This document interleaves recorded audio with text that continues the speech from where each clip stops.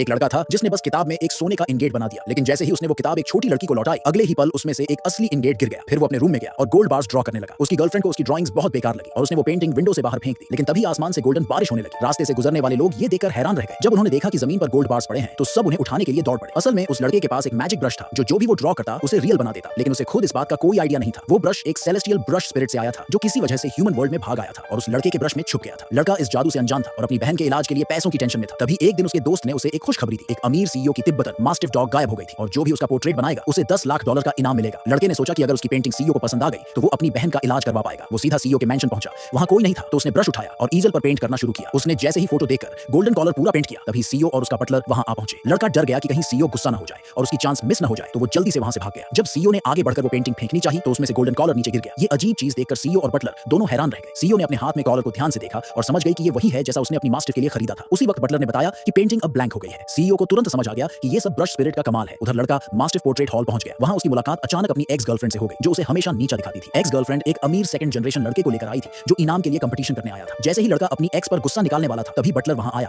और पूछा कि सीईओ के ईजल पर पहले किसने स्क्रिबलिंग की थी। ये सुनकर लड़का टेंशन में आ गया। उसे डर था कि अगर पकड़ा गया तो मास्टिफ की पेंटिंग करने का चांस चला जाएगा और उसकी बहन को अभी भी इलाज के लिए पैसे चाहिए थे। लड़के को नर्वस देखकर वो अमीर लड़का जानबूझकर बोल पड़ा कि उसी लड़के ने ईजल खराब किया था। सबको लगा अब लड़के को सजा मिलेगी, लेकिन सरप्राइजिंगली बटलर ने कहा कि सीईओ को वो गोल्डन कॉलर बहुत पसंद आया जो लड़के ने बनाया था। ये सुनकर लड़का खुद हैरान रह गया क्योंकि उसे तो लगा था कि उसकी ड्राइंग बहुत खराब थी। जब उस अमीर लड़के को पता चला कि सीईओ को वो पेंटिंग पसंद आई तो उसने तुरंत अपनी बात पलट दी और बोल दिया कि कॉलर उसी ने बनाया था। प्रूव करने के लिए उसने ड्रॉ करना शुरू कर दिया, लेकिन इससे पहले कि वो फिनिश करता सीईओ खुद पेंटिंग हॉल में आ गए। कुछ ही देर में उस लड़के ने कॉलर की कॉपी बना दी, लेकिन सीईओ ने पहली नजर में पहचान लिया कि ये मैजिक ब्रश से नहीं बना है, पर वो उसे फेक कहकर सीधे एक्सपोज नहीं करना चाहती थी। उसे लगा कि ब्रश स्पिरिट खुद सामने नहीं आना चाहता, इसलिए उसने सोचा कि अब किसी और तरीके से असली मैजिक ब्रश को पहचानना होगा। बटलर ने जल्दी से मास्टिफ पेंटिंग कंपटीशन अरेंज करवा दिया। ब्रश सिलेक्शन के टाइम वो अमीर लड़का फिर से प्रॉब्लम क्रिएट करने लगा। उसने जानबूझकर उस लड़के को लास्ट में ब्रश चूज करने के लिए धक्का दे दिया। जब उसकी बारी आई तो उसने जो लास्ट बचा हुआ ब्रश था उसे भी 2 टुकड़ों में तोड़ दिया। इससे मजबूर होकर लड़के को अपना खुद का मैजिक ब्रश यूज करना पड़ा। सब रेडी होने के बाद ऑफिशियल मास्टिफ पेंटिंग राउंड शुरू हुआ। लड़के ने जब अपनी पेंटिंग देखी तो उसे लगा कि उसकी बाकी लोगों से बहुत कमजोर है। उसे भरोसा नहीं था कि सीईओ कभी उसकी पेंटिंग पसंद करेगी। सभी पेंटिंग्स देखने के बाद बटलर ने सबको बोला कि अपनी नेम और कॉन्टैक्ट डिटेल्स पीछे लिख दो। फिर बोला कि अब सब घर चले जाएं और रिजल्ट का वेट करें। वहीं वो अमीर लड़का पेशेंस खो बैठा और अपनी पेंटिंग सीधा सीईओ को दे दी, लेकिन सीईओ ने उसे बोला कि अपनी पेंटिंग नीचे रखो और साइड हो जाओ। तब उसने कहा